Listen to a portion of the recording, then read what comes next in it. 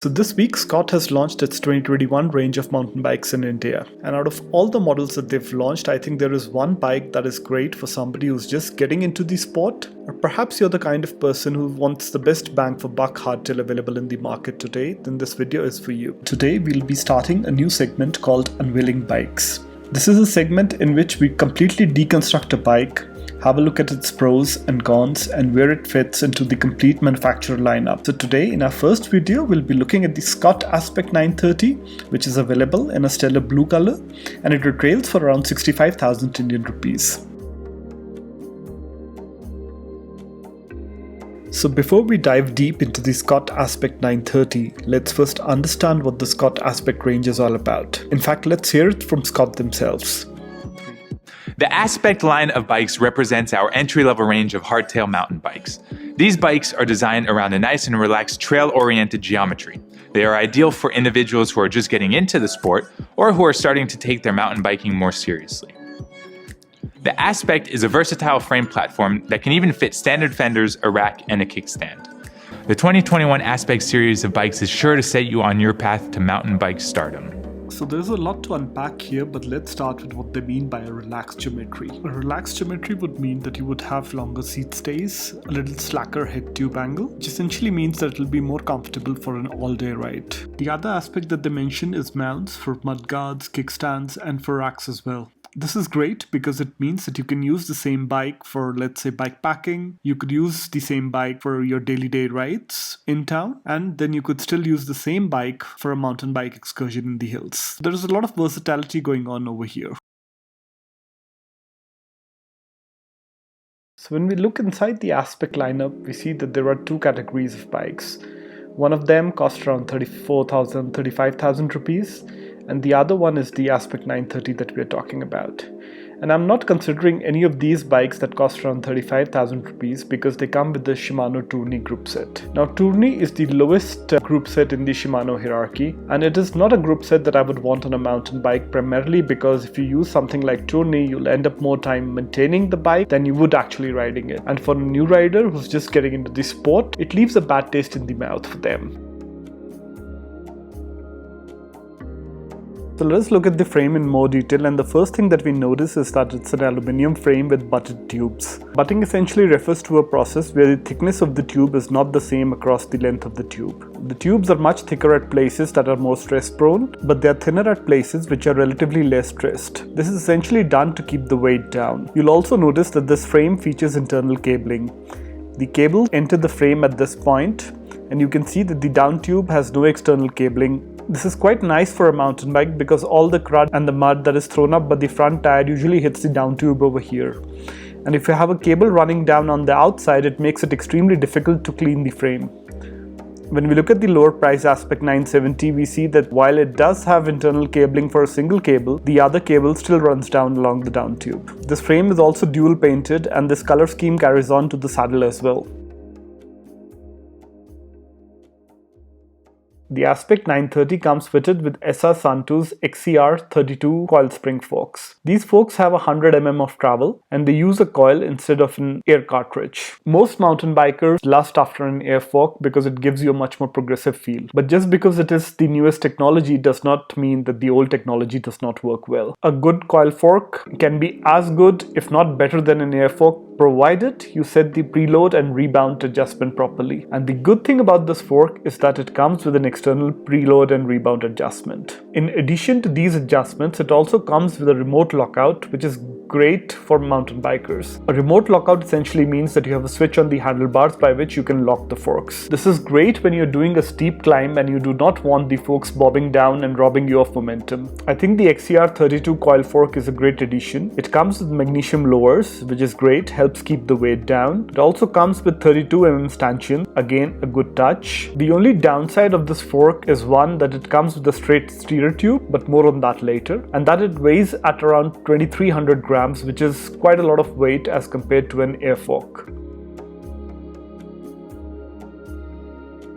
The drivetrain on the Aspect 930 is a mishmash of Shimano Diore components. Most of it, except the rear derailleur, is a Diore 4100 system. Now the latest Diore is the M6100, which is a 12-speed system. The one generation behind it was an 11-speed system, so this basically is 2 generations behind the current generation. But in terms of real-world mountain riding, I don't think it makes a difference. The Diore range has always been my go-to group set when it comes to mountain biking because it offers such exceptional value for money. It is the group set that you can use for everyday rides, and then you can still race on it if needed. So let's explore this drivetrain in more detail, starting with the 2x crank that it comes with. So a 2x system means there are 2 chainrings up front. The larger chainring is a 36-tooth chainring and the smaller chainring is a 22-tooth chainring. As opposed to 1x system, a 2x system gives you greater flexibility when it comes to gear ratios. If I was to use a bike simply for trail riding, I would prefer a 1x system because it's far lighter and much more convenient. But if I'm using the mountain bike to ride on the roads to get on the trails that I want, then I would prefer having a 2x system, so at least I have the flexibility of a higher gear ratio when I'm riding on the roads. The chainring and the crank arm are both made of aluminium, which essentially helps keep the weight down. And we can see from the Shimano literature here that it's meant for trail and all mountain bike routes. On the back we have a 10-speed cassette from the Shimano 4100 series as well. The smallest cog in the cassette is 11 teeth and the largest cog in the cassette is 42 teeth. I really cannot think of a scenario where a 2x system with an 1142 cassette in the back will not get you out of. Finally, onto the rear derailleur, which is a Shimano Diore 4120, and this is one place where I think Scott has really cut costs. And I say this because the 4120 does not come with a rear clutch mechanism. It is a shadow derailleur, but it's not a shadow plus derailleur. So let me quickly explain Shimano's shadow technology. So this diagram here illustrates the difference between a normal derailleur and a shadow derailleur. In case of a normal derailleur, it sticks out quite a bit from the hub body, as you can see in this picture over here. When it comes to the shadow derailleur, it's much closer to the rear cassette and it doesn't stick out as much. Looking at the other drivetrain components, again it's normal Shimano 4100 for the shifters and a 4100 front derailleur as well. The brakes on this bike are hydraulic disc brakes, and the interesting bit is that the front brake is a 180mm rotor and the rear brake is a 160mm rotor. Most bicycle companies would cut cost by using a 160mm rotor up front as well, and I'm glad Scott has not done that in this case. The rest of the components on this bike are from Scott's home brand called Syncross. It has a 720mm handlebar, a stem that has a 7-degree rise, a seat post again from Syncross that is 31.6mm. Now 31.6mm is quite a good choice here because you do get a lot of drop post options for this size. Seat again is a Syncross seat. Headset again Syncross. The hubs in the front are Formula hubs, while the one in the rear is a Shimano 2-knee hub. Now I definitely don't recommend 2-knee when it comes to drivetrain, but I found the Shimano 2-knee hubs to be quite decent in terms of performance. The rims on the bike are just average. This is another place where Scott has cut costs. It's a Syncross disc ring with 32 spokes, nothing to write home about. The choice of tires was surprising when I first saw them because I thought these were the Kenda Booster Pro, which has been used in the XC World Cup. These tires are Kenda Boosters minus the Pro concoction, which does not make them bad, but they're a bit heavy for what they are. I would have preferred something with a higher TPI count to make them more supple. And finally, all of this adds up to a total weight of 13.95 kilograms. So this bike has a maximum weight limit of 128 kilograms, which includes the weight of the rider or any other things that you would want to strap on the bike itself. So now that we've explored the Scott Aspect 930 in complete detail, here are 5 things that I like about this bike and 5 things that I think are not that great. So the first thing that I like about this bike is that it comes with a great drivetrain. It might not be the latest generation Shimano Diore, like I said before, but again, this is not the drivetrain that will hold you back. It's excellent for everyday use and you can race on a Diore drivetrain with no problems. The second thing that I like is that they've not cut costs when it comes to the brakes on this bike. It has an 180mm rotor up front and a 160mm rotor at the back, which is great when coupled with the Shimano hydraulic disc brakes. The Shimano hydraulic disc brake systems are quite easy to maintain and they are also quite robust. The third thing that I really like about this bike is the choice of a 2x system up front. Like I said before, on a bike that was simply made for racing, I would have preferred a 1x system, but this bike is not just meant for racing. This bike is meant to get you to the trail, maybe on a paved road, and then enjoy the trail and then come back home. And for that, I think a 2x system is much more versatile as compared to a 1x system. The fourth thing that I really like about this bike is that it comes with 2 bottle mounts and mounts for fenders, racks and any other accessories that you might want to put on, which makes it flexible enough for you to take bike packing if you want to. And you can also use this as your daily driver in the city if your city has really bad roads. The fifth and the final thing is the color scheme on this bike. It's a nice color scheme. I like what they've done with the two-tone paint over here and the fact that it carries on to the saddle, which is a nice touch. Now on to the things that I don't like about this bike. I prefer having a clutch derailleur on my bikes that I take on some gnarly trails here in the mountains because it just keeps the chain so much tighter and prevents it from slapping against the chainstays. My biggest grudge against this bike is the rims that they've chosen for this bike. In today's day and age, whether it comes to the road or for mountain bikes, I think tubeless is the way to go. A tubeless setup is much lighter, it offers much less rolling resistance, and it offers much more protection against snake bite punches.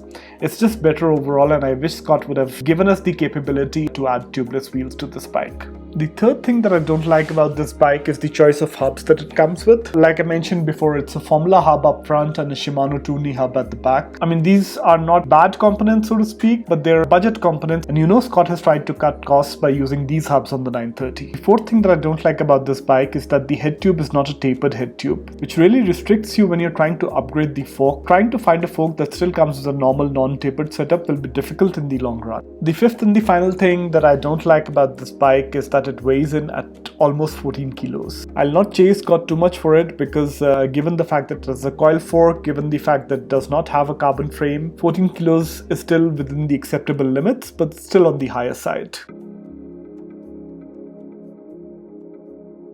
Hypothetically, if I was to own this bike, what are the things that I would change on this bike? Well, most of you must be thinking that I would swap out the coil fork for an air fork, but that is not the case. I still think that the coil fork on this bike is quite good for a beginner mountain biker. This will last him for a couple of years at least, till the time they hone their skill, and then they would probably want to move on to a better fork. But the first upgrade I personally would make on this bike would be to replace the normal 4120 rear derailleur with something that has a clutch on it. This is a Shimano XT rear derailleur with a clutch. You can see the mechanism over here, and this is probably the first change that I would make to this bike, replacing the normal non-clutch derailleur with a clutched version. It costs about 3000 rupees extra, but for those 3000 rupees I think it adds a lot of value to this bike. The second thing that I would upgrade on this bike in a year or two would be the rims. I would want to go with something that is tubeless compatible and is also much lighter and stiffer than the ones that we get over here. The third and the final upgrade that I would want to make on this bike, maybe also in a year or two, would be to replace this default aluminium seat tube with the dropper post.